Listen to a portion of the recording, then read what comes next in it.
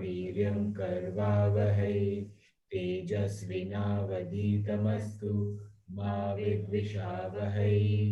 ॐ शान्ति शान्ति शान्तिः। ॐ सदाशिवसमारम्भां शङ्कराचार्यमध्यमाम् अस्मदाचार्यपर्यन्तां वन्दे गुरुपरम्पराम्। ॐ गुरुर्ब्रह्मा गुरुर्विष्णुः गुरुर्देवो महेश्वरः गुरुः साक्षात् परब्रह्म तस्मै श्रीगुरवे नमः। ॐ सरस्वती नमस्तुभ्यं वरदे कामरूपिणि विद्यारम्भं करिष्यामि सिद्धिर्भवतु मे सदा। कार्पण्यदोषोपहतः स्वभावः पृच्छामि सम्मूढचेताः यश्रेयस्यानिश्चितं ब्रूहि तन्मे शिष्यस्तेऽहं शाधिमां त्वां प्रपन्नम्। ॐ वाङ्मे मनसि प्रतिष्ठिता मनो मे वाचि प्रतिष्ठितम् आविर्आविर्म एधि वेदस्य म आणिस्तः श्रुतं मे मा प्रहासिः अनेन अधीतेन अहोरात्रान् सन्दधामि ऋतं वदिष्यामि सत्यं वदिष्यामि तन्मामवतु तद्वक्तारम् अवतु अवतु मामवतु वक्तारम् अवतु वक्तारम्। ॐ शान्ति शान्ति शान्तिः। ॐ भद्रं कर्णेभिः शृणुयाम देवाः भद्रं पश्येम अक्षभिर्यजत्राः स्थिरैरङ्गे स्तुष्टुवाग्वं स्वस्तनूभिः व्यशेम देवहितं यदायुः। स्वस्ति न इन्द्रो वृद्धश्रवाः स्वस्ति न पूषा विश्ववेदाः स्वस्ति नस्तार्क्ष्यो अरिष्टनेमि स्वस्ति नो बृहस्पतिर्दधातु। ॐ शान्ति शान्ति शान्तिः। ॐ अहं वृक्षस्य ॐ भद्रं कर्णे ॐ अहं वृक्षस्य रेरिव कीर्तिपृष्ठं गिरेरिव ऊर्ध्वपवित्रो वाजिनीव श्रवणतमस्मि द्रविणग्वं सर्वर्चसं सुमेधा अमृतोक्षतः इति त्रिशङ्कोर्वेदानुवचनम्। ॐ शान्ति शान्ति शान्तिः।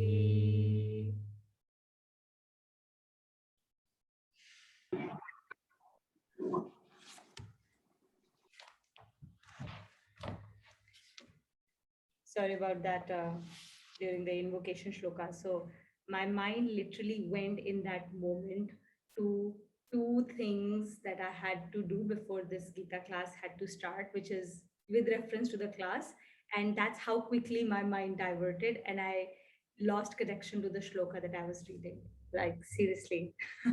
And that's exactly the shlokas we're going to read about. Yep. The senses in the mind. So we'll do the chanting for shlokas 1 to 12, and then we'll revise shloka 30, which we will all revise for this week.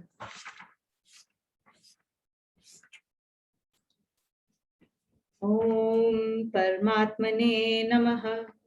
Arjun Uvacha Jayasi Chet Karmanaste Mata Buddhir Janardana Tat Kim Karmani Ghore Mam Niyojayasi Keshava Vyami Shreneva Vakyena Buddhim Mohayasiva Me Tadekam Vad Nishchitya Yena Shreyo Hamapnuyam. Shri Bhagavan Uvacha Loke asmin dvividha nishta pura prokta maya nagha jnana yogena sankhyana karma yogena yoginam na karmanam narambhat naishkarmyam purushoshnute न च संन्यसनादेव सिद्धिं समधिगच्छति न हि कश्चित् क्षणमपि जातु तिष्ठत्य कर्मकृत् कार्यते ह्यवशः कर्म सर्वप्रकृतिजैर्गुणे कर्मेन्द्रियाणि संयम्य य आस्ते मनसा स्मरन् इन्द्रियार्थान् विमूढात्मा मिथ्याचारस उच्यते यस्त्वेन्द्रियाणि मनसा नियम्यारभते अर्जुन कर्मेन्द्रिय कर्मयोगम्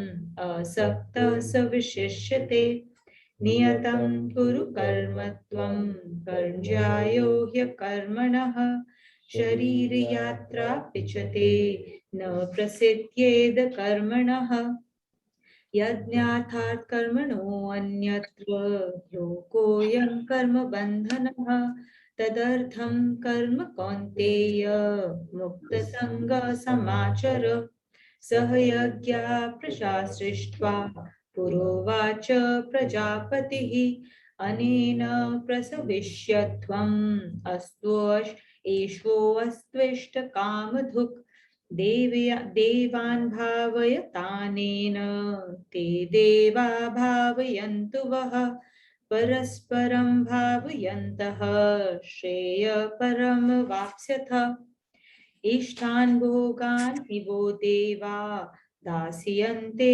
यज्ञभाविताः तैर्दत्तान् प्रदायेभ्यो यो भुङ्क्ते तेन एव सः. So moving to Shlok 13. यज्ञशिष्टाशिनः सन्तो मुच्यन्ते सर्वकिल्बिषे भुञ्जते ते त्वघं पापा ये पचन्त्यात्मकारणात्. So we'll revise Shlok 13 for this week. So please send us your recordings. So just a point, right? Shri Krishna ji has been constantly reminding us that we have to focus, we have to apply Gita to ourselves. And the moment we don't do that, there is vigilant. We are not on our path at that time. So I just had that experience right now. So I just thought I'll share. On Shlok 10, I missed Eshu Astvisht. So I came back to repeat that because in that moment, I was not being a sadhak. I was thinking about Abhinav, how much he needs to practice his shlokas. And the moment my mind went away from my sadhana to his sadhana, in that immediate instance, Bhagwanji, saw that, and I didn't do my own duty correctly. So the moment it's like that small, in that second that you're not thinking about your own sadhana and you are trying to apply it to someone else, in that moment, you know that you're not doing your own duty correctly. So this would be the last class for chapter 3. Before we start, I'd just like to welcome Bhaskar. He's the new member who is going to join our group. And like Anita, he has the same commitment of logging in at 10 p.m. at night. So the class for him is 10:30 p.m. to 12 midnight. Bhaskar, would you like to quickly introduce yourself before we get started? We can't hear you, buddy.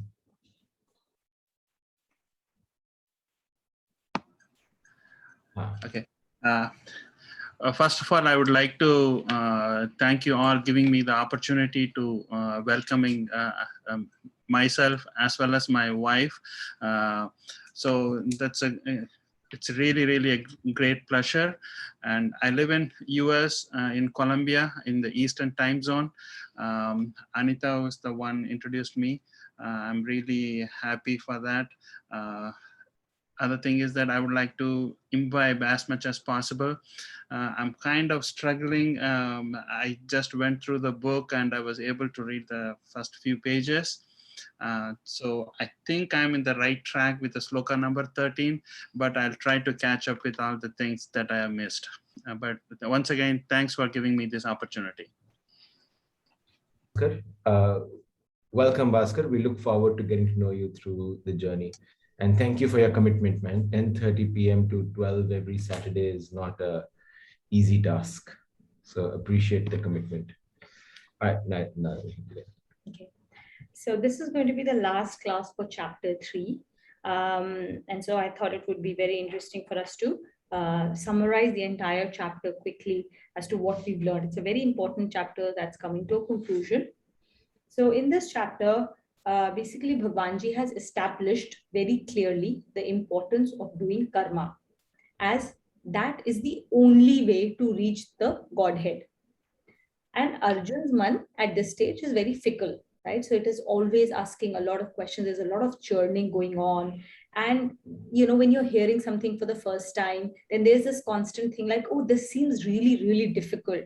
So he's always asking throughout the chapter, there are questions peppered around. Is there a way around this? Is there a shortcut around this? Is there any way for me to not do the karma?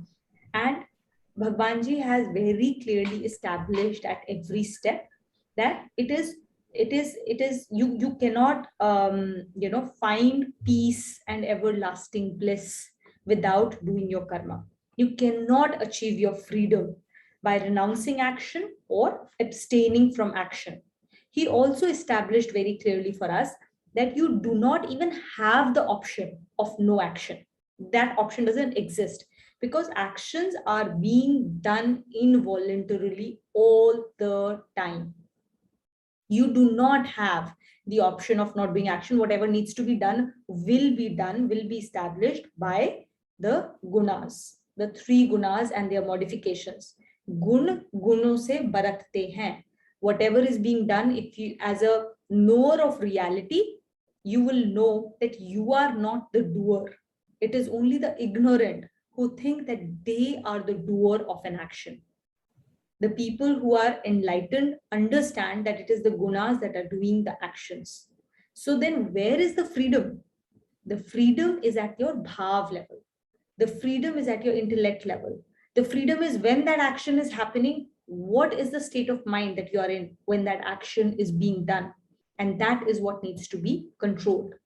So he very clearly established that I am not really going to care about the actions. That doesn't matter. What matters is your bhav. That is where all actions are actually getting done. And that is the level of subtlety to which we have to go. We can't simply say, oh, I didn't do anything wrong. I didn't say anything wrong to that person. I only felt bad in my mind. Whatever gali happened, it happened in my mind. I didn't really do an action. That doesn't absolve you. If you have done it at your mind level, consider that action done and you will accrue the karma for it. Make no mistake about it. Yeah, I mean, that's exactly what I wanted to say. Yeah. So he told us that the only way towards your freedom is to do your duty in the spirit of a yajna. And how is this yajna done? All the actions that we do are given as an oblation to God. It is given as an offering to God.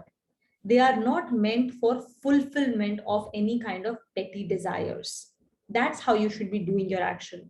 So, and then he also says that, oh, by the way, if you continue to do your actions with the yajna bhav, which means that you do it for lok sangra, which means you're doing it for other people's benefits, you're not doing it at a selfish level in terms of the material selfishness, then this yajna becomes the kamdhenu, the fulfiller of all your wishes.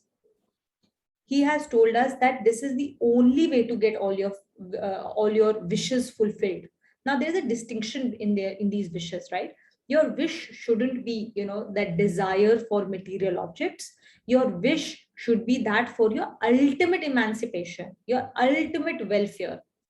And if that is your desire, then everything that you need, every single thing, whether it is internal or external resources, they will be made available to you to make sure that you are able to discharge your duty correctly. Lord will never give you a situation, will never create a duty on you for which he has not already provided the samarthya for you to do it. He has not already provided all resources, whether it's mental, emotional, physical, or material in nature. Every single resource will become available to you if you are on the path of doing your duty as a yajna.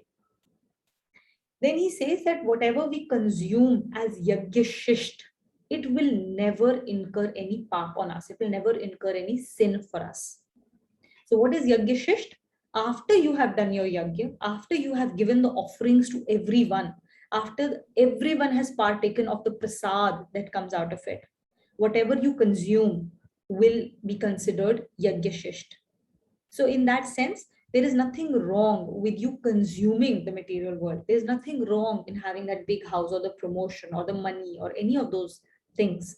But as long as they are done with the right bhav and they come to you in the right manner, not by hurting others, not by doing things that are not prescribed for in the scriptures, right?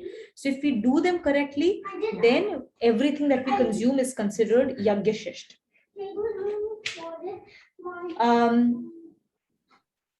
So he's established through this that all actions must be done selflessly at the gross level, which means at the material level.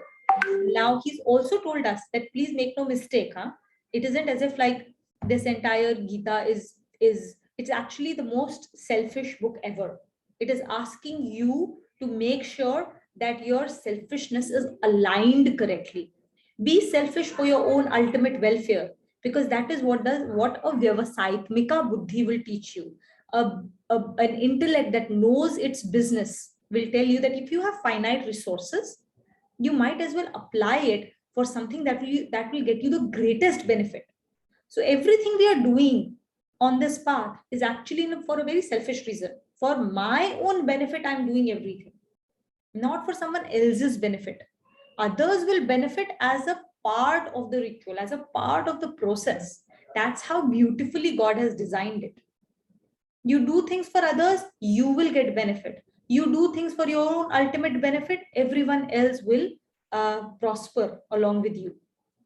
And that is what was considered as, that you are prospering the system. You are benefiting the system. You are strengthening the lords, the other gods, the other aspects in the world, and you will benefit along the way. That has been established very clearly. Also, along the way, he has, throughout the chapter, right, there have been constant warning bells. Clearly, it was important for me also because I have forgotten in today's class itself that we are sadhak and not pracharak. We are practitioners and not preachers, right? And then he told us that you should continue to ask questions, but there is a right way to ask questions. The questions must be asked in a manner that is with a drishti, with a point of view that is dosh drishti rahit, without cavil, which means that when you ask questions, do not ask questions for an intellectual masturbation. Don't ask questions just for intellectual debate, because we are not here for debate. If you have joined this class, if you joined this method of teaching, then trust that people know their work. They have actually, these scriptures have been written with somebody who really knows the reality. So accept that reality and then ask questions with a point of view of trying to understand the practice of it. What does it mean in my daily life? And I tried to implement it, but somehow my results weren't as you said in this class should be, right? And when I say this class, it doesn't mean our class. It means basically what Gita is telling us, right? This is the ultimate source of truth. This is where we are learning everything from. So if we are implementing the teachings of Gita, but we are not achieving the results that are expected, then the dosh drishti shouldn't be, oh, the Gita is wrong. No, there is something lacking in our implementation. Let's find out what is going wrong here. What am I missing? What have I not understood? What have I not implemented correctly? That is the point of view which is very important. Now, if you are learning, one of the biggest ways to know that you're learning or not learning is that there must be questions that will come. If the questions are not coming, that means you're not implementing Gita at all. If you start to implement, 100% questions will come. There is no way you will implement it, because there are hundreds of usual manyataएं, the usual things that we hear of in this world as being the right way to live life.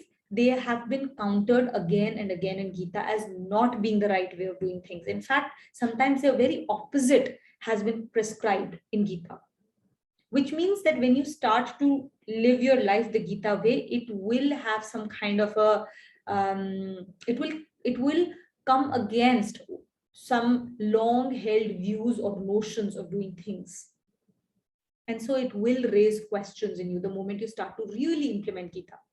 So the questions will come, and you must ask those questions to get to further your own journey and to further the journey of the fellow sakhas and fellow sakhis in this class, because they will have the same question. We are all Arjuns along the same journey. And then towards the end of the chapter, he said, okay, now with all this body of work, we have understood the reality. We have understood the importance of Karma Yoga. Then what is it that keeps us from actually doing the right thing? I understand this is the right thing to do, but I somehow just don't do it. In that moment, there is some kind of force that pushes me to doing the opposite thing. What are these enemies that are besetting me from my path of ultimate welfare? So in the end, this is the revelation that God makes to us. He has told us that there are the issues, the enemies that we had come up with. They were 2KLM3 or DJ Aage, as Rituj had very nicely pointed out. So 2KLM3 is the flight that we must never take. Or in terms of DJ Aage, if this particular DJ is playing the music on the dance floor, we should never go aage to dance, right? So what was 2KLM3? Calm, Krodh. 2K were calm and Krodh. L is Lobh. And 3M, Mad, Matsar, Moh. So translated in English, DJ Aage, D, desire, J, jealousy, A is anger, next is attachment, G is greed, and E is ego, right? So these are the real enemies. The real enemies are inside of us. We can be our best friend or we can be our worst enemies. So if we are aware of these enemies, then that's all that we need to vanquish. When they say that, go ahead and fight the war, when Arjuna is being exhorted to go and fight the war, where is the Ranbhumi? The Ranbhumi is inside of us. This body is the Kurukshetra. And the enemies that we have to fight are these 2KLM3, the DJ Aage. These are the real enemies. These are the Kauravas that we have to fight, not somebody outside of us. And once we vanquish these, then Rajya pe aap jo sukh karoge. What is that Rajya ka sukh? It is the sukh of having complete control over the Rajya of your own man. Then your man will do as you ask it to do. The intellect will have complete control over our man. And through man, we will have complete control over our body and our senses. Making sure that we are constantly doing work that is in devotion to Lord, and thus reaching our ultimate welfare. So we are on the last 3 shlokas where the importance of vanquishing these enemies will be further strengthened. So Bhagyashri. Sure. Bhagyashri, will you read with us? Yes. Connection for shloka 40. Yeah. Having explained the abodes of desires, the Lord now tells how this enemy can be destroyed. Tasmatvam indriyan yadav. Tasmatvam indriyanyadav. Niyamya bharatarshabha. Niyamya bharatarshabha. Papmanam prajahihyenam. Papmanam prajahiyenam. Jnana vijnana nashanam. Jnana vijnana nashanam. Tasmat is isliye, that's why. Indriyan, indriyon ko, the senses. Adav, pehle, first. Niyamya, vash mein karke, by controlling. Bharatasharva is a reference to Arjun. Papmanam, mahapapi, mahapapi, kamko. So the great sinner, which is desire. Prajahi, bal purvak mar dal, kill with all your strength. He, avashyahi, definitely. Enam is. Enam is, avashyahi is. And this refers to desire. Jnana Vijnana Nashanam, the destroyer of Gyan, the knowledge, and destroyer of Vigyan, the total perception. Nashanam, destroyer.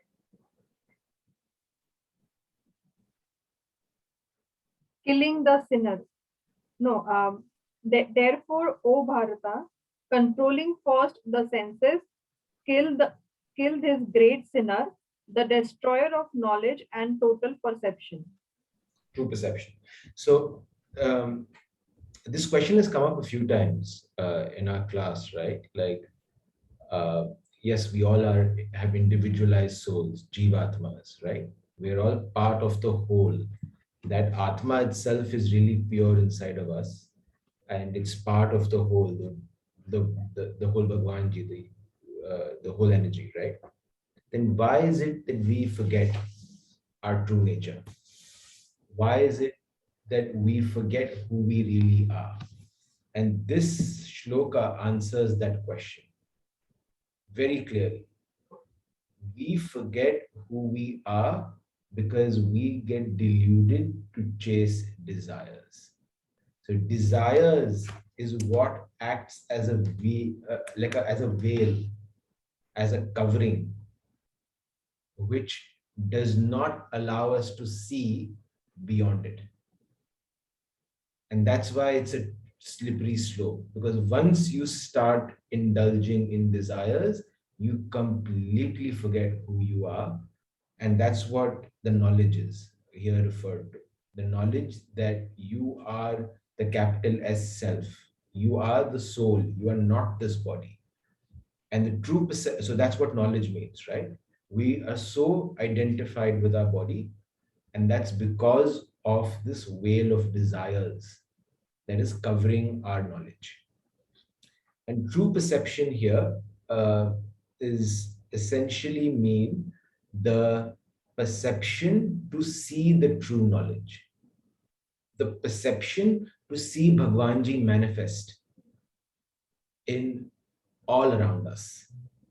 Which is why on this journey, there is not a person I know who comes onto the Gita journey, and when they start implementing the Gita, within a year, it will be very natural for people to use the word miracles, right? Like, and miracles happen. Like for Tuina and I also, we can share hundreds of miracles that we've witnessed in our lives, because slowly we start, that veil becomes thinner and thinner, and that true perception becomes available. And then you start seeing the game that he's playing and how he's playing it to support us and take care of us. And it's just beautiful. And all of this gets covered because of this veil of desires. And as adults, and all of us are at that stage where it's more important to unlearn at this stage than learn. And for us, it's more important to unlearn how to chase desires, because that is the biggest covering for our true knowledge. Please continue. So you want to add? Killing the sinner. In this shloka, two important words have been used, jnana and vijnana. In spiritual terms, jnana is taken to mean knowledge or cognition, but its deeper significance is a perception of the innermost secret and implication of the unqualified, formless, and transcendent reality. Worldly objects are perceived through senses, But the cognition of reality is possible by complete absorption of the individualized existence in the transcendent existence of God. By the word Vijnana, total perception, is meant a total experience of So, that aspect. sorry, I wanted to stop before the previous line because I wanted to explain that a little bit. What it basically, that last line that you read, worldly objects are perceived through senses, but the cognition of reality is possible by complete absorption of the individualized existence in the transcendent existence of God. This essentially means if this body did not have a soul, the body would cease to experience anything, right? It is the soul that is powering the body, which powers the interaction with the world. And when we chase and identify fully with the body and the desire, we're essentially identifying with the temporary form. And we've forgotten who the experiencer is. The experiencer is not this body. The experiencer is that part of Bhagwanji, the individualized soul. And that is the true knowledge. That seated within us is Bhagwanji. But we get so attached to the body form, we forget that we also reflect divinity. And He's there constantly reflecting through us and observing everything we do. And that's what it means. The real cognition and is happening at that level, not at the body level. Please continue. You can start from by the word. By the word Vijnana means total perception, is meant a total experience of that aspect of God through which He manifests Himself in the multiplicity of creation. This is called the play of Saguna, that means qualified, or the phenomenal reality. But as long as the senses and mind are engaged in expectation of worldly and sensual enjoyment, no one can hope for the realization of jnana or vijnana, or even a rough idea about them. Realization of jnana and vijnana brings about the flow of extraordinary and divine powers in a person, whereby both eternal and external natures can be controlled. But due to desire, a person is unable even to imagine what these powers are, to say nothing of acquiring them. That is why Lord exhorts Arjuna to first annihilate this great sinner desire by controlling the senses with the force of strong will. So at a this is explained at a macro level, right? At the level of knowledge and true perception from Bhagwanji's level, macro level. It may not be fully understandable at that level, but this entire sentence is also valid at a micro level, where you have to first control the senses. And if you don't, there is a veil between your intellect. So if you keep eating laddu and you just keep like your senses like it and you keep gorging on it, you know for a fact that you've covered your knowledge and your true perception, and you'll pay for the consequences later, right? And it comes so naturally for us, for all these micro levels, for the intellect to come, and based on our own principles, values, whatever, we put in that anchor. Nay, one is enough, or no, two is enough, you know. And that same anchor, that same will that we have, that same habit that we have, we just need to strengthen it at a macro level as well, and strengthen it for the real purpose, which is to gain knowledge and true perception. That same will we use to control ourselves from chasing bad habits, from chasing things which are harmful for our body. That same will needs to be strengthened for us to control our senses, but for the ultimate aim. Am I seeing divinity here?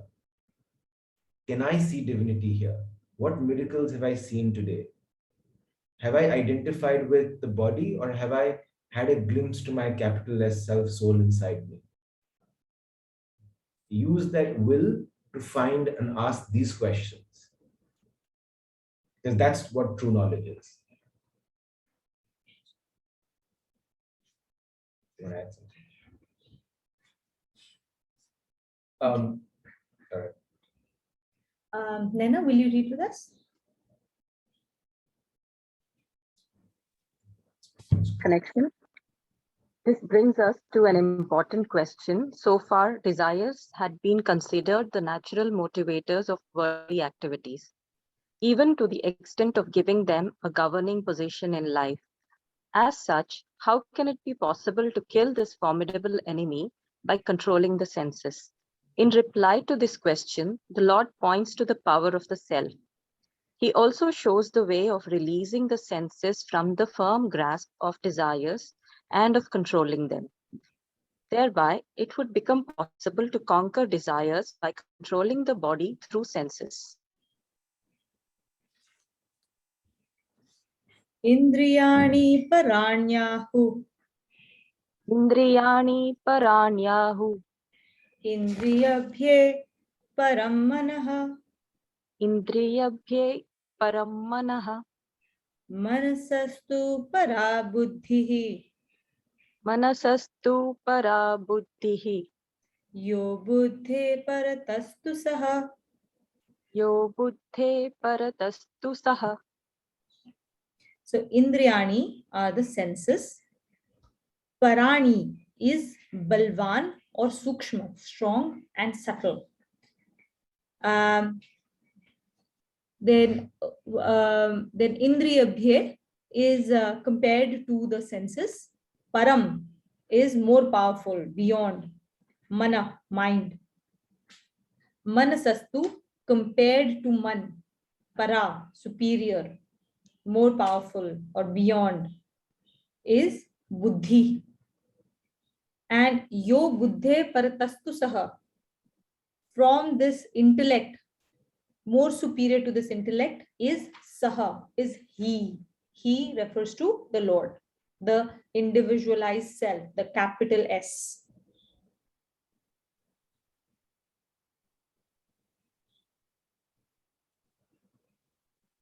Know the senses to be superior to the body. Superior to and more powerful than the senses is the mind. Superior to and more powerful than the mind is the intellect. One who is superior to and more powerful than even the intellect is he, the self. The subtle and not the gross is the center of power. Yeah. In this shloka, the word para has been used. It means beyond or subtler and more powerful. Ordinarily, power is associated with bulk or gross size, but on closer scrutiny, the opposite will be found to be true. So, The center of, yeah. So this is a really interesting concept that is manifested when you look at it everywhere. And in one line, basically it means subtle is always stronger than the gross, which is the opposite of the way we think. We think, oh, the bigger will be better, bigger will be stronger. But Gita says subtle is stronger. So there are lots of examples, right? So one which we've shared earlier is the car. A car is completely immobile and it cannot do anything until a spark ignites it. So the spark is what gets it going. And if you look at it the other way also, it's the liquid fuel, right, that fuels that entire solid state. Moment that subtle gets over, the solid state comes to a rest.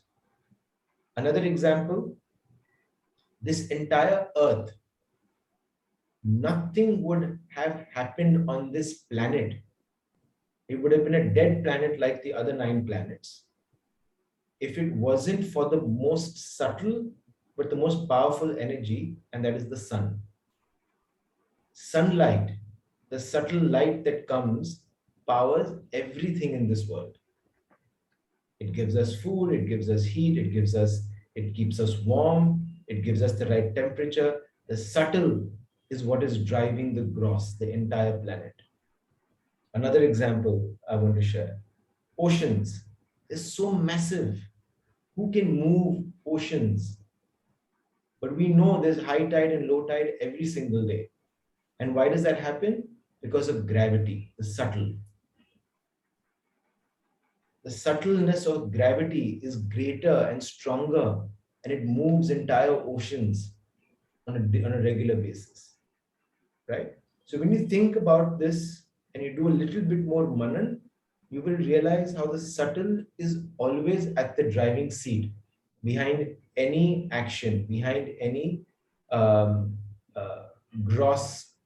It controls all the gross. So, like for example, this hand that I'm moving, I cannot move this hand without the thought manifesting that let's move the hand, right? We've all, as kids, I'm sure, played around with that, right? But it's always the subtle that drives the gross. And in our body, here Bhagwanji is saying the most subtle is the capital S self, the soul inside of you, which is why that energy is powering the entire body and the entire personality and the entire system which we live today. So another example would be that, in terms of, if you look at the weapons themselves, the most powerful weapons are the atomic weapons. They are more powerful than the usual mechanical bombs or stuff that you see, right? Or whether you are harnessing it for good reason or bad reason. But nuclear energy, where you harness the power of a small atom, is way more powerful than anything that you can harness from coal or coal or other fossil fuels, right? So this is another example, which is where we are saying that when you go to, which is why everything that we see existing in this world in a gross form has at one point of time been first thought of at a thought level. You have to first create a blueprint in your mind, then power it with your emotions, charge it up with your emotions, which then gets translated in this world through your actual physical actions. Nothing gets created without being created at the thought level first. That's why throughout this book, you will see that nobody cares about what you do at the action level. The only focus is at your bhav level, at your intellect level, at your mind level. Control mind, control intellect, control mind, control your thoughts, the purpose, control the bhav behind that action. If you control purpose and you control bhav, everything else will take care of itself. So we have to go to the source. We don't have to work at the gross level. Otherwise, in generally, what happens is, instead of acting at the purpose or the bhav level, we are constantly working at the lower levels, which is action, object, action, object, action, result. And it's a very poor way of looking at it. So from a physical science perspective, it would be that if you're trying to lift a very heavy weight, right? If you try and lift a big, large block of weight, it's very difficult to do so. But if you apply the right science behind it, if you use liver and fulcrum correctly, then just with a tip of your finger, you will be able to lift a very heavy weight. You just have to apply that science correctly. This is telling you a similar science. So don't focus on action or results. Focus on bhav, focus on the sukshma, focus on the subtle. That is where the biggest results get created. Yeah.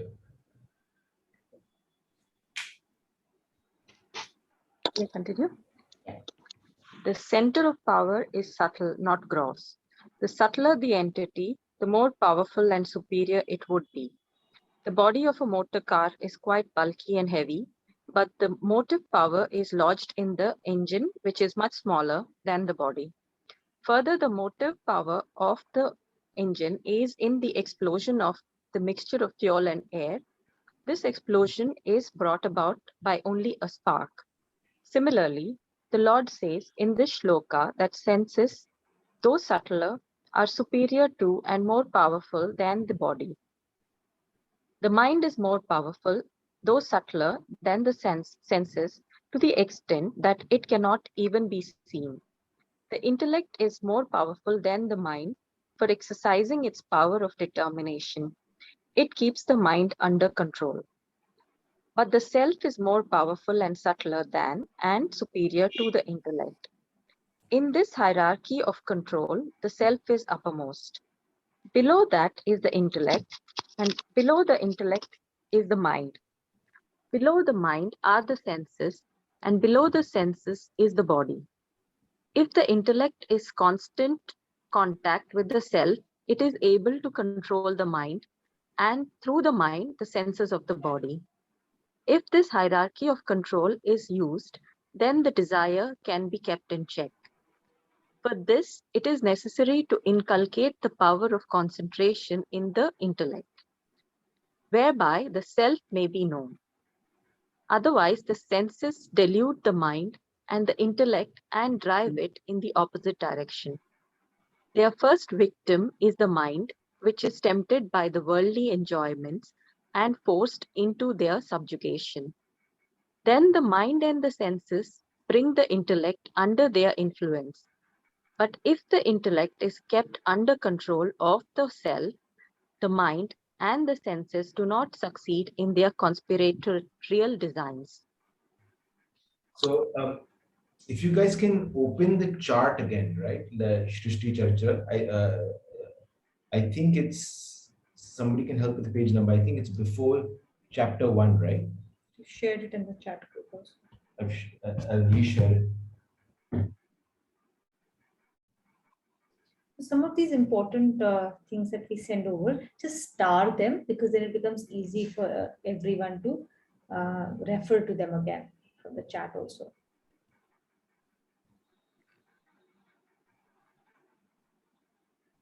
You're resharing? I am resharing. Just give me 1 second.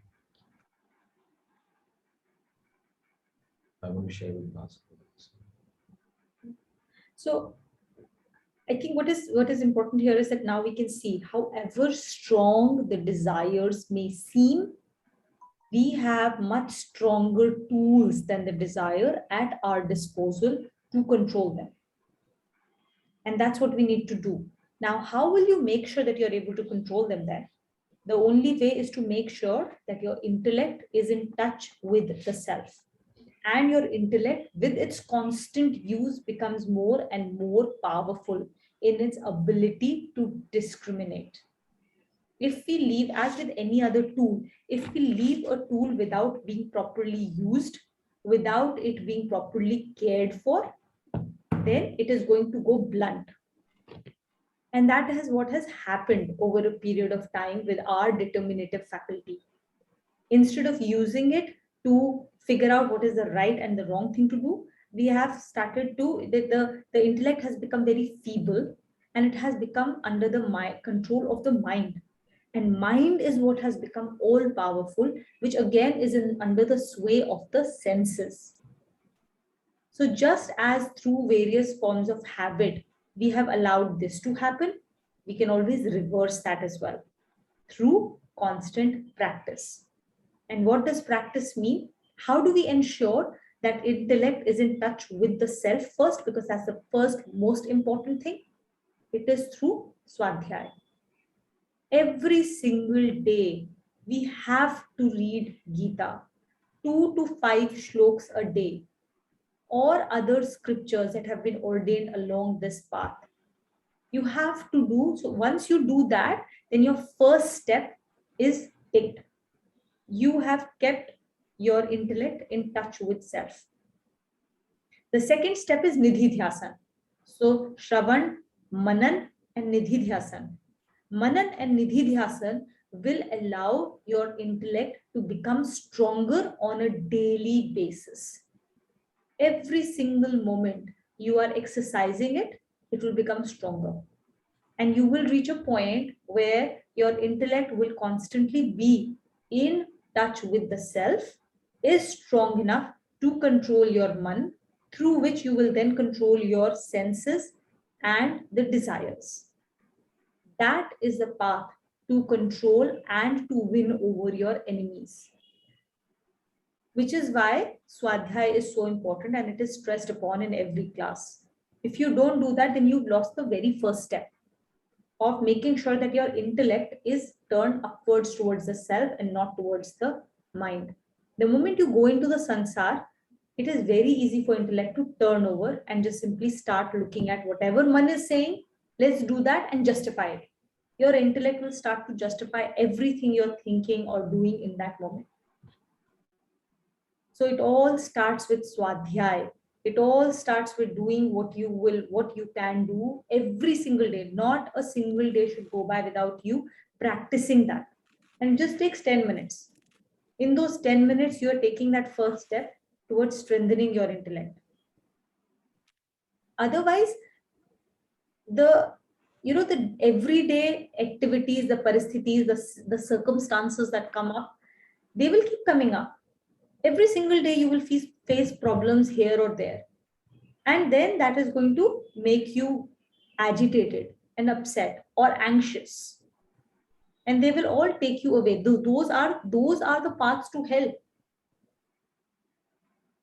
The only way to break that journey is to make sure that your intellect goes back to the self. And you keep reminding yourself of that. That practice, if that practice is not there, you will never be able to, go far ahead. And so you have to ask yourself, how far along are you and how much work are you doing towards that goal? Remember, we don't have any other life. There may be this thought that, okay, it doesn't matter, I have a long life. How do we know we have a long life? How do you know whether you will wake up tomorrow or not? The pran that is given to us, this body, do you think it listens to us? Can you tell this body to stop growing old? It doesn't stop growing, right? It doesn't listen to anything you have to say. Body is not under your control. The life that has been given to you is not under your control. For everything you may do or not do, at some point of time, this life will leave this body lifeless, and you cannot control it. You cannot define the time of it either. He defines it. So you don't know what tomorrow brings. You don't know how long your life is. For all you know, today is our last day. And what has God said? That in the last minute, whatever you are thinking, whatever is your level of consciousness, that will determine what happens to you next. That determines your journey forward. And that journey forward, and that last moment, he has said, what you think of in that last moment, it just seems like such a good this thing, right? Cheat sheet. Oh my gosh, like, why do I have to do all of these things there? I'll just think of him in that last minute, right? Hey Ram, and that's it. That will determine my gati. But in the very next shloka, God will tell us another secret. He drops the bombshell. That in that last moment, the only thing you can think of is what you have been thinking all your life. So if you've not been doing Swadhyay all your life, if you've not been practicing this all your life, you will not think of him in that last moment. It will be something else. And then your next life may not necessarily be human life. In fact, it's a very low probability that you will come into your human life in your next life. There are 84 lakh different yonia, that is there, different species that you have to typically go through. So while you may think of, okay, I have had many different human lives, that may be true. But after how many hundreds of years or thousands of years or millions of years have you actually got that life? So it's a very, very special moment that we've got this. It's by his grace we have come into this life. Don't lose this opportunity to gain your ultimate welfare. This is the only life form where we have the ability to connect to Lord, where we have the freedom of making choices. So make the right choice. Make the choice of doing your swadhyay and connecting to Lord on a daily basis. Like, not by connecting to Lord by doing puja or any other. Do that by all means if that is one way you connect to Lord. But read Gita. Read what you need to. Do the work that is assigned to you, because it will help you connect. It is so important. So important that I cannot stress the importance of it enough. We always think that there's always time, but there's actually no time.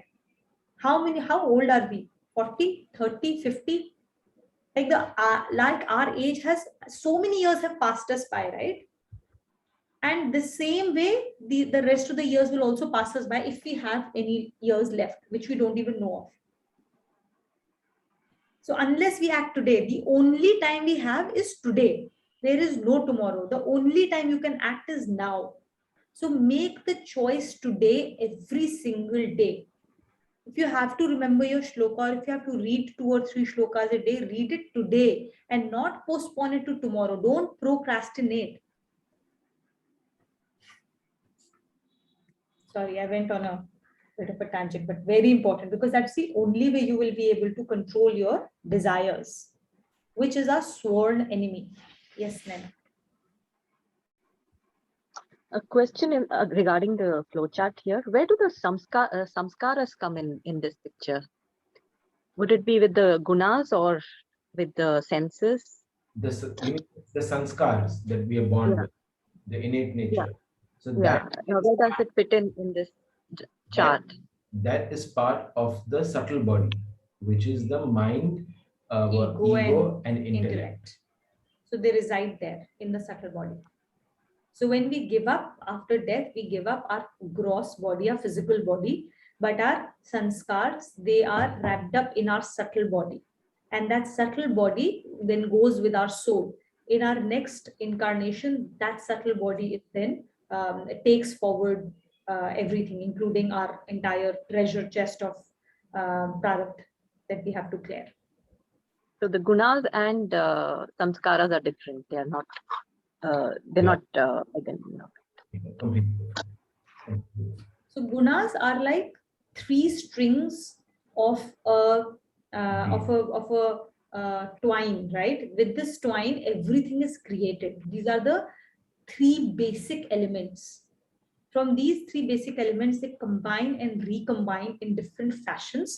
So imagine like you have 3 basic chemical elements and you are experimenting with them in a lab, and you combine them in different ways using different techniques. You apply pressure or temperature or whatever else you may have to do. You combine them in different proportions with different techniques to create the other 20 modifications below them, 23 modifications below them. And together with those 23 modifications, everything we see in this world gets created. So the underlying is those 3 things.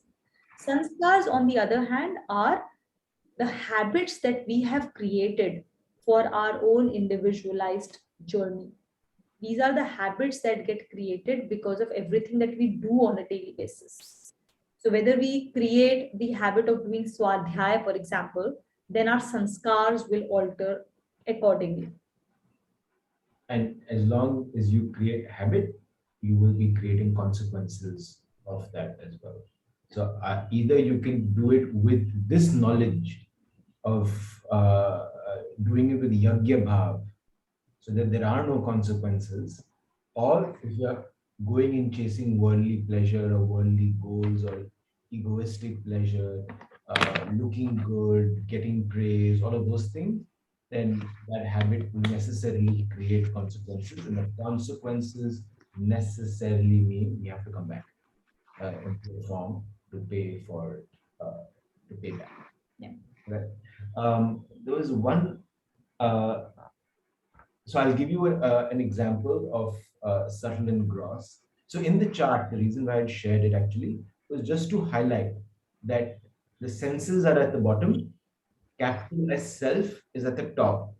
And in the chart, it beautifully highlights the hierarchy. That as you go higher on the chart, it is subtler, subtler, subtler, subtler. And it's always the subtle on the top that controls or powers or engages the next level. So, for example, our senses will always experience flavor. Right? My tongue will always experience taste, and it's sweet and it's sour, etc., etc. It is the mind behind my tongue that will say whether I like or don't like. And these two together are a deadly combination, because that's the birth of desires and likes and dislikes. The mind and the sense. And these two are talking non-stop. We listen to music, our eyes are open, right?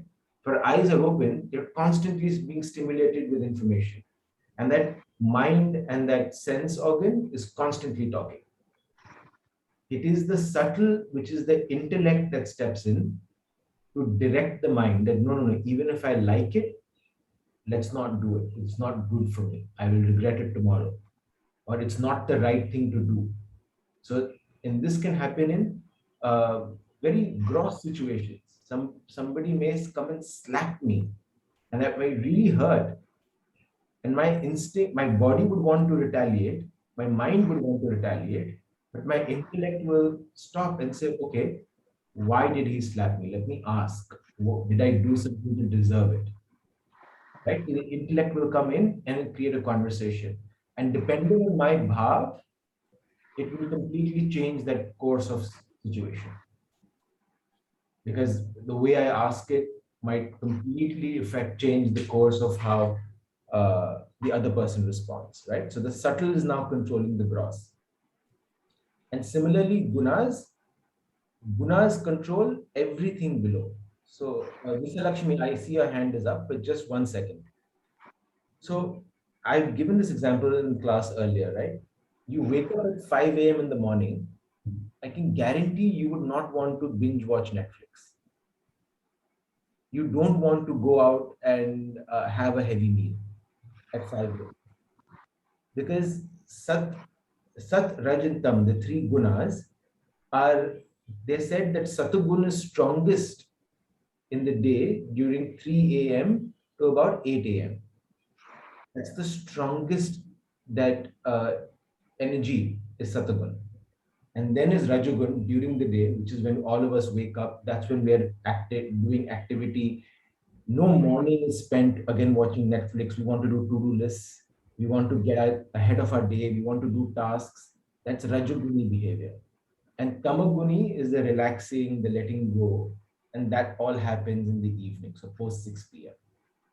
Right? So the subtle Sat, Raj, and Tam, which we don't ever see, is shaping our entire lives. And this is just one aspect of our lives, which is time of day, but it actually shaping everything else around us. So you can see the subtle is directing our action. And the subtlest, Bhagwanji is saying, the subtlest that powers everything is the capital S self. That power also is within us. We just don't access it, can't see it because we're deluded with desire, as we read previously. So that's what I wanted to highlight. Lakshi, yes, you've been very patient. Thank you. Thank you. What is the difference between when you control the mind or guiding the mind or experience the senses? So if you directly control the mind, that mind is blast one day, right? So if you guide the mind, then it directly take you to the control. That is better, or directly you control the mind, like so. I don't think I understood the question, Mr. Lakshi. Could you... No. If you get anger, if you directly control the mind, it will blast one day, right? If you guide the mind, if you directly, you have to respond to your mind, your senses, that will be better, right? Directly, if we control the mind. What is I'm asking the difference between these three: control, experience, and guiding. What is the difference between these three senses? Yeah. Okay, so I think you specifically talked about anger, so I'll pick that as an example. Yeah, right. Now, someone said something. Okay, so anger as an emotion. Yes. So anger is an emotion. When you experience it, when it's there, it manifests in your entire body. Most emotions do. Your heart rate goes up. We read about it in the previous shloka also. Your heat, your body generates more heat. Your blood flow increases because your heart rate's gone up. You start sweating. You start feeling heat on your eyebrow, on your forehead, etc. Your extremities, your fingers and stuff, right? When you are at that stage of anger, it is really difficult to just control it, Yeah, right. so to speak. You have to allow it to experience, you have to Okay. experience it. Okay. But experiencing it does not mean reacting to it. Okay. Experiencing doesn't mean, oh, if I'm feeling angry, it's okay for me to experience it, so okay for me to yell. No, that's the Okay. reaction. The Okay. experience should be internal. And you say, oh, I'm feeling, I can experience the anger. Mhm.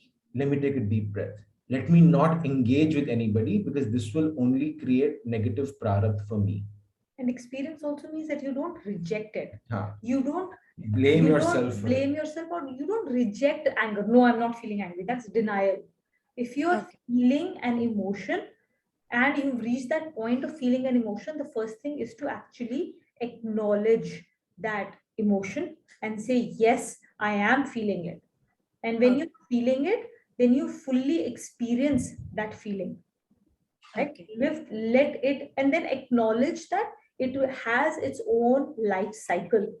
If you deny that life cycle, then you will not be able to direct it or channelize it. Channelize. Okay. Yeah. Yeah. So now that you know that you are angry, you've acknowledged it, you know it will take a while to get to run through your system. Then you know that this is not the moment for me to go and have this conversation. I'm not in a right frame of mind to have conversation with anyone. Okay. So that's Yeah. acknowledgement. And then you let it, you just do what you need to experience it and to let it get out of your system. And Yeah. how will that be is different for every individual. Uh-huh. Only you can answer for yourself. How do you want to experience it and how do you want to let it run through your system? Some people would go for a run to get it out of their system. Others may want to go for a dance. Some may want to read. Some may want to watch something on the TV to get their mind distracted. Some may want to, sit in meditation. Some may want to do nam jap. Some may want to do some, there are different activities. You will have to find for yourself how are you going to experience it in a manner that you don't go and start reacting in this world because of that. Yeah. Okay. Yeah. Understood. Thank you. And again, you shouldn't blame yourself for experiencing such gross emotions if you do. Right. Because the way I always see it is that all of this is like a warning sign for us, opportunity for us to sit back when we are calmer, to think what was the desire that led to it. And there is always a desire that leads to that state of mind. Right. There is always an expectation or a desire or a hidden thing as subtle as hidden praise. I'm not appreciated enough, right? That leads to it. And that's what you need to catch, that subtlety. Okay. And then say, oh, I'm feeling incomplete because of this reason. I need to work on my own self so that that desire goes away from my life.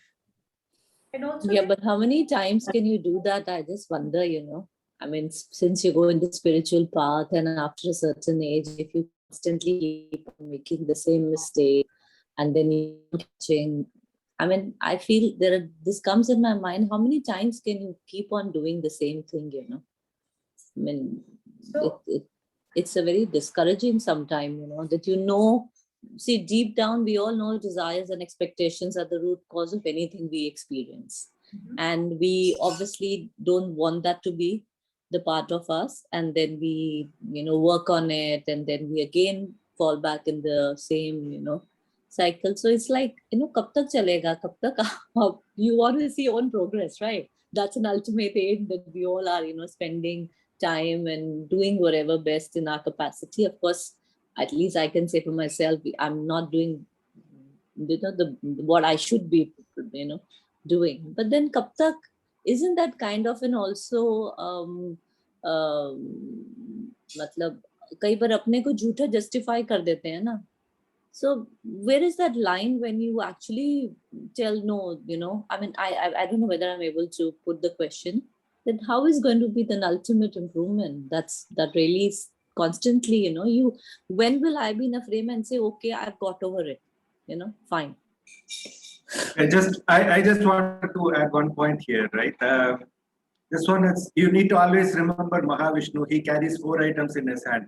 I think Tuhina and talked about it earlier. He's telling you with the lotus, with finally with the mace, sun, all that. So everything, like every time you are doing, it's going to harm yourself, right? So he's telling it slowly, one by one. So when it is silent, so he's also have chakrayada. Finally, the last prayer will be chakrayada. So it will cut down for sure. So whenever you are getting angry, whenever you are doing something, so think it's a God sent message for a reason, right? So we'll have to probably invoke little bit spirituality when we are getting overwhelmed with the emotions. So that is where it's a kind of a fine line. If you talk the philosophical way, it will go on. It will never end, because for every philosophical thing, it's going to be a contrary to it. I can argue to it like hours together. We'll have to collaborate spiritually. So these are God sent messages for a purpose. Am I picking up the first time, second time, or should I be waiting for mace hit or chakra hit prayog? That is on me. That is the way that I look at it. Absolutely. Thank you so much. practice. Yeah, that makes a lot of sense, right? Like we will be. So there is a good lesson here. The good lesson here is that we have to trust that all of us will go back to him. There is only one journey. How fast or how slow will depend on our own sadhana. But ultimately, like Vijay said, right, there are 4 ways in which he will teach us. He will first talk to us through the lotus, very soft touch. He will try and explain things. This is the right thing to do. Please do. Some of us learn that way. Some of us, and all of us learn certain things that way. Certain other things we need a little harsher push, depending on our own sanskars, right? So that is the first way he will try and teach us. Then we don't hear that, then he's going to blow his punch. It will come as a louder warning. A bigger situation will develop for us to learn from it. We don't learn from that also. Then he's going to get his mace, the gada. He's going to hit us really badly. And that will be like we'll fall in a ditch or something. And we will have to learn from that. A lot of us will learn at that stage. In case our prarabdha on one particular thing, a life lesson that we need to learn is so strong, he will eventually use his Sudarshan Chakra, which means that he will push you in a situation where there is no other way but you to learn your life lesson. He will push you in that space. That means he will make sure it is his guarantee you will learn what you need to learn. You may go through, but it is our choice how we want to learn, at what stage do we want to learn. So the difficulties that beset us will be defined by how quickly we are learning our life lessons. Now I hear your frustration that we are constantly doing the same thing again and again and again, and we sometimes feel like we're not learning or we are not progressing on our path. I hear your frustration. The only solution for that is practice. It's like I need to go on a 100-kilometer run. The only way for me to go on that 100-kilometer run is to start running 500 meters today. If I don't run my 500 meters and I don't gradually increase my sadhana and I don't give my body that time and space to develop the capacity to run that 100 kilometers, I'll never be able to do it. So sitting here and saying, how will I ever run 100 kilometers will only create anxiety.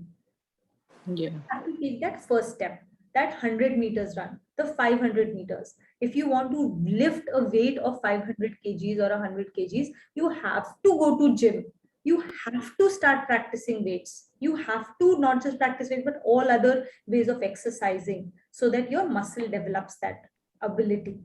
Similarly, the mental muscle to control those desires will only come by making sure that first your intellect is fully connected to Lord at all times. And by exercising intellect in every situation that comes up. And Lord is very kind. He will give us those situations to help practice our intellect, not to test us. Telling us, we say, Bhagwanji, give me patience. He will know. How will he give you patience? He cannot give you patience. He will give you situations for you to practice patience in. Because of his causeless mercy, because he loves us, we have asked for patience, he will give us situations to test and to help us develop patience. Yeah. So this is where it all comes down to doing our swadhyaya. If the moment we feel like we are stagnating, we have to come back and check ourselves. Where is my sadhana? How much am I doing my sadhana? Right? And that sadhana is the only journey forward, the only tool you have. The more you do it, the faster your progress will be. So I'll share my own example. We have our own class on Saturdays, right? Kumar has been talking about the same thing to us from day one. Swadhyay, sadhana, nam jap, shlok. Some things I would do, some things I wouldn't do, right? My own sanskars, they come in the way. So did that for a while, right? Did that for a while. And I have to say, it is, I haven't been the ideal student from that perspective, right? Certain things you do, certain things you don't do, certain things you do in a certain blocks of time, and then it kind of like goes away. All of that has happened. But at each step along the way, extra step that I've taken has built a muscle to increase the sadhana. It won't go from 0 to 100 on day one, right? But over last 3.5 years, 4 years of my journey, I think the sadhana has increased. But the interesting thing that happened was, in the last 1.5 months, I actually, for the first time in my own sadhana journey, I started doing swadhyay on a daily basis. It was never daily for me before this. Used to be like, okay, 2, 3, 4 times a week. And I was like, that already is a lot, right? I have so much work. I have a child. I have this. I have that. How will I take out time for this, right? Now, always excuses. And I used to wake up in the morning to do my swadhyay. Wake up at 4 a.m. and then you look at your to-do list, such a long to-do list versus swadhyay. 10 minutes of swadhyay, but my mind would be like, no, I don't. I have to answer those emails. I have to get this document out before everyone wakes up. Otherwise, I'll never get time. So every single time I would go and do my work rather than doing swadhyay, because there's too much work. There's always too much work. In last 1.5 months, I have had a major shift. And I don't know how that shift has happened, but Bhagwanji has created, because I have been asking, nahi ho raha swadhyay, Bhagwanji se hi mango. God, I want to do this. I am not able to do this. Something or the other keeps coming up. You help me. And somewhere, something's changed where I got a swadhyay partner. I used to think I want to do my swadhyay with Abhinav or with my child. Never happened, right? It would always be like, yeah, you will take care of the child or I'll take care of the child. We both can't be sitting down and doing this, right? At all times. We are neglecting our duty and stuff. He created a circumstance where he got me a swadhyay partner, my sister. She sits in Canada, 12 hours apart. It is very difficult for us to coordinate. I would have never thought that she will become my swadhyay partner. She was never in reading Gita. She joined last December. And along the way, in last 1.5 months, now we have developed a habit of every single day reading together. And that reading on tough days is 20 minutes, 30 minutes. On good days, we've even gone to 1.5 hours. But in that moment, I am, from my personal experience, now I have noticed that swadhyay has so much power to change my habits. Things that I couldn't change before, or she couldn't do before. The reflections have become so much deeper. And we have gotten the ability to actually use Gita in our daily lives in a very strong manner. The only thing that changed, the only thing that made us happen is everyday swadhyay. And she calls me up without fail. She starts calling me up from 4 a.m. in the morning to 7 a.m. till I wake up, and I'm like, okay, I'm out. I'm getting me a chai and let's sit down and do this. And for the first time in my own experience, I am experiencing how powerful it is to read every day. I haven't done it for such a long time, and now last 1.5 months that I'm doing it, massive difference, massive difference. So this is like, like Kumar used to tell us, this is Bhagwanji telling us with his lotus. Me sharing this experience is similar to for you as a like Bhagwanji telling you through the lotus. At some point of time, he will come through a larger, launch. Yeah. I mean, Kumar has used his conch with us quite a few times. He's really like come back, like, I am very upset, like, do this. And you're like, yes, yes, yes, yes, yes. Oh my gosh. No, that definitely I've experienced whenever, of course, before the quiz, when you hold the book for this couple of 1 week, 2 weeks together, you can actually instantly see your state of mind very different from without holding the book. So that myself, but then, as you said, sanskar, overtake and the book goes down. And yeah, thank you. I think, yeah, I got my answer. Thank you. Thank you. So we'll, do we have time for the last Yeah, I one? think that's Yeah, it's 53. So let's quickly finish the shlok 43. Kay, would you like to read? Yeah, sure. Now the Lord again gives an exhortation to kill the formidable enemy, desires, by recognizing the self, which is superior to and subtler than the subtlest and is all-powerful.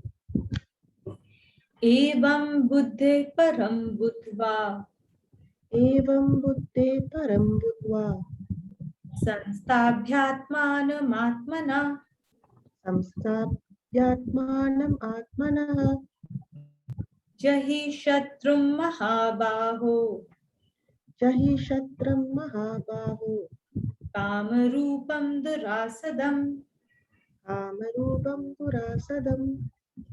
Evam is this may, buddhi say, with your intellect, param beyond, buddhva jankar, knowing, sanstabhya is in control, and atmana is basically controlling yourself by yourself.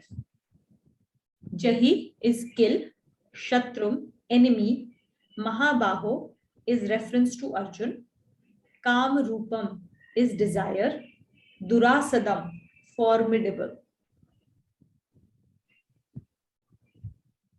In this way, knowing the self to be superior to intellect and establishing the self totally in control of yourself. O Mahabahu, slay the formidable enemy, your desires. Control of the mind through the intellect. In a physical sense, the war is between two parties, Kauravas and Pandavas, and Arjuna is shown as regarding the Kauravas to be his enemies. But Lord Krishna clearly points out that in this world, a person's enemies are the desires which lurk in the mind. Repeatedly, there is an exhortation to kill them.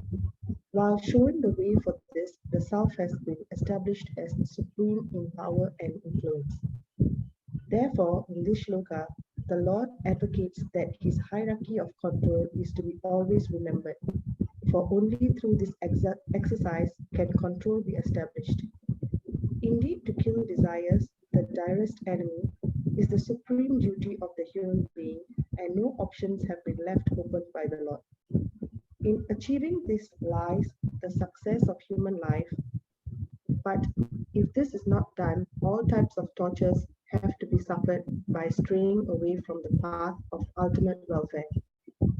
Here, it must be clearly understood that the existence of desires is not in the real nature of man.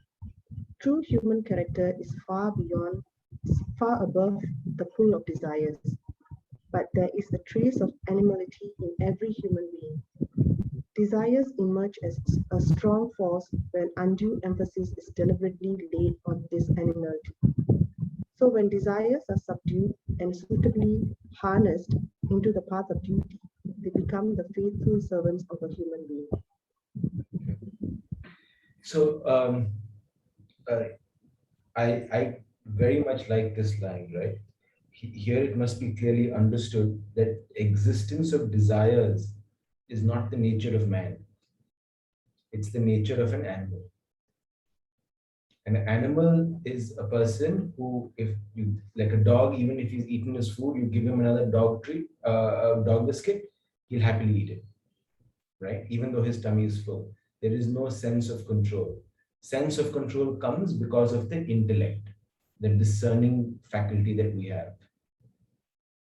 But we also are part of nature, so we have traces of animality, and desire is the one that is our biggest enemy, because that um, is a slippery slope in a lot of ways.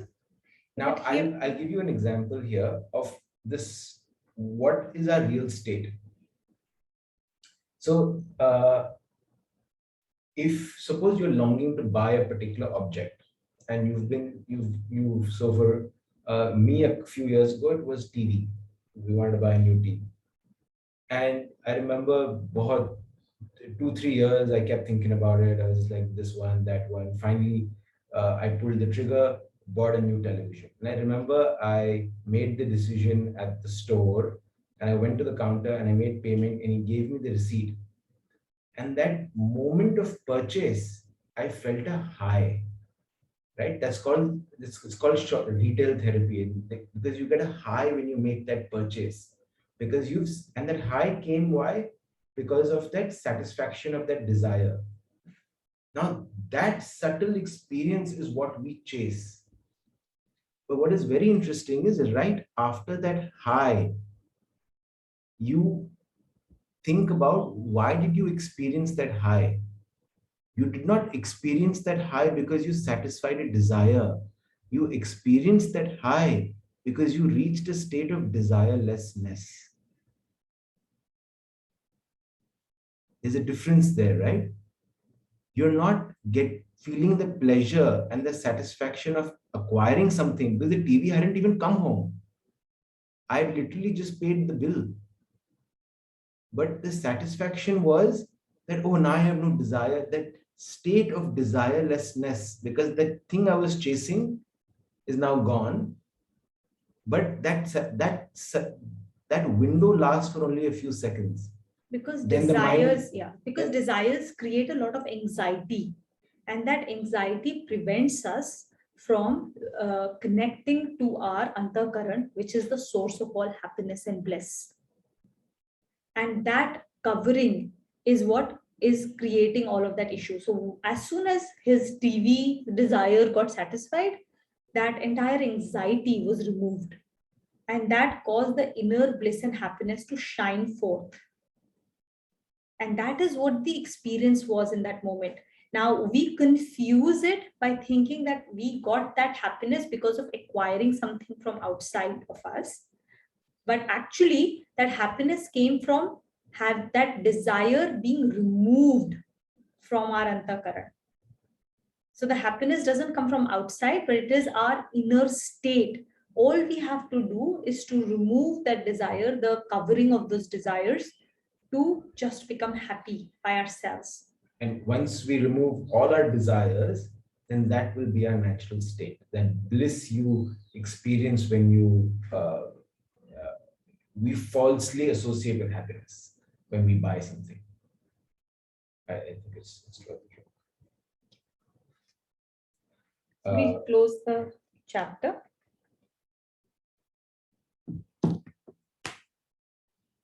Will you give me? Yeah. Om Tat Saditi Srimad Bhagavad Gita Su Upnishadsu Brahma Vidyayam Yoga Shastre Shri Krishna Arjun Samvade Karma Yogo Nam Treyo Adhyayah. Om Tat Sat Hari Om Tat Sat Hari Om Tat Sat.